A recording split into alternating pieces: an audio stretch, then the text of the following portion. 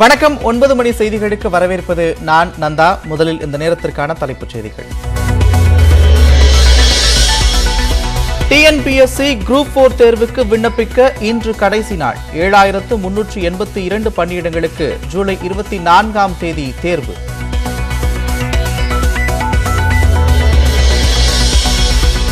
பரமக்குடியில் கோலாகலமாக நடைபெற்ற வாரசந்தை. 1 கோடி ரூபாய்க்கு ஆடுகள் விற்பனை.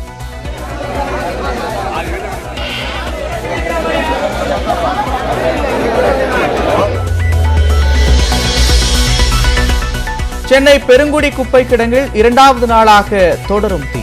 135 தீயணைப்பு வீரர்கள் தீயை அணைக்கும் பணியில் ஈடுபட்டுள்ளனர்.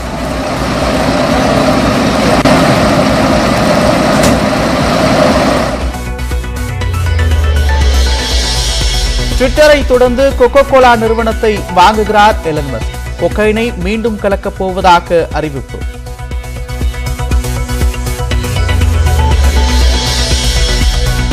இந்தி தேசிய மொழியா என்பது குறித்து பாலிவுட் நடிகர் அஜய் தேவ்கன், கிச்சா சுதீப் மோதல். பிற மொழி படங்களை இந்தியில் டப் செய்வது ஏன் என்றும் அஜய் தேவ்கன் கேள்வி.